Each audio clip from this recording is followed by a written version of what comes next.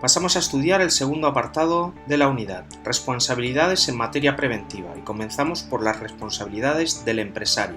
Tipos de responsabilidades que tiene el empresario por el incumplimiento de la normativa en prevención de riesgos laborales. En primer lugar, una responsabilidad administrativa, es decir, puede sufrir una multa entre 40 y 819.000 euros en función de la gravedad del incumplimiento. También tiene una responsabilidad civil. En el caso de que cause un daño a un trabajador, puede tener que indemnizarle por no cumplir con la normativa en prevención. Otra de las responsabilidades es la responsabilidad penal. Por poner en peligro grave a personas, esta responsabilidad puede ir desde una multa a prisión en función de la gravedad. En el caso de que un trabajador sufra un accidente y en la empresa no se han tomado las medidas de prevención adecuadas, deberá pagar un recargo en las prestaciones que la Seguridad Social dé a ese trabajador entre un 30 y un 50% de la prestación. Responsabilidades del trabajador.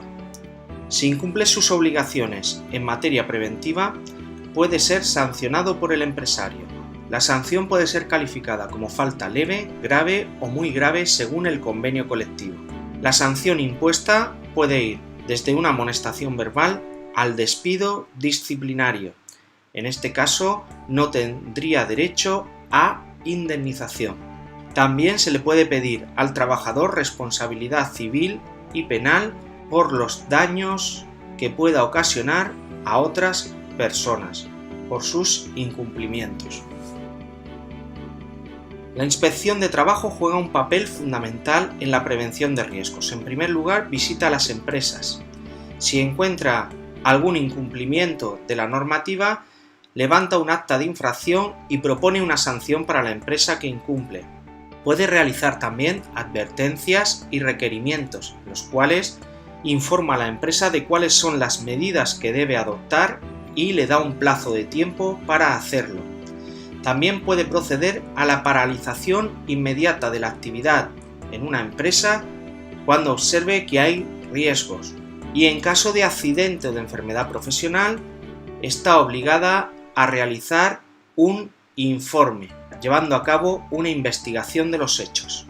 Existen diferentes formas para organizar la prevención en la empresa. La forma elegida va a depender del tamaño de la empresa, es decir, del número de trabajadores que tenga y de los conocimientos que tenga el empresario y los trabajadores sobre prevención de riesgos. Las diferentes formas de organización son: asunción por el propio empresario, designar uno o varios trabajadores, constituir un servicio de prevención propio o contratar un servicio de prevención ajeno. Puede asumir personalmente el empresario la actividad preventiva en el caso de que la empresa cuente con un máximo de 10 trabajadores o hasta 25 si solo tiene un centro de trabajo. Además, para ello, el empresario se deberá encontrar en posesión del título de nivel básico en prevención de riesgos laborales, por haber completado el curso de 30 o 50 horas dependiendo de la actividad que realice. El empresario debe además desarrollar su trabajo de forma habitual en la empresa.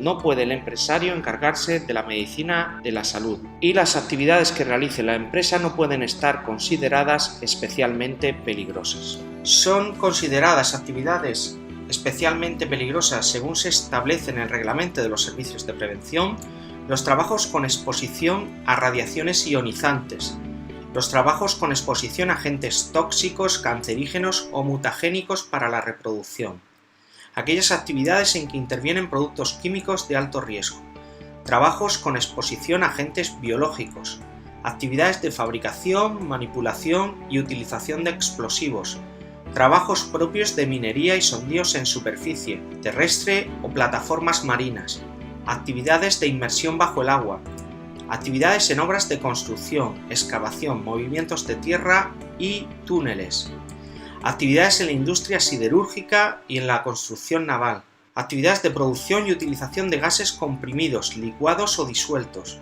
y trabajos que produzcan concentraciones elevadas de polvo silicio, por ejemplo, las canteras. Otra opción del empresario para organizar la prevención en la empresa es designar a uno o varios trabajadores.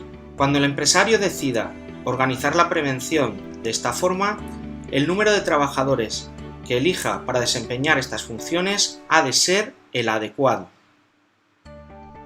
Debe dotar a esos trabajadores de los medios necesarios para realizar su labor.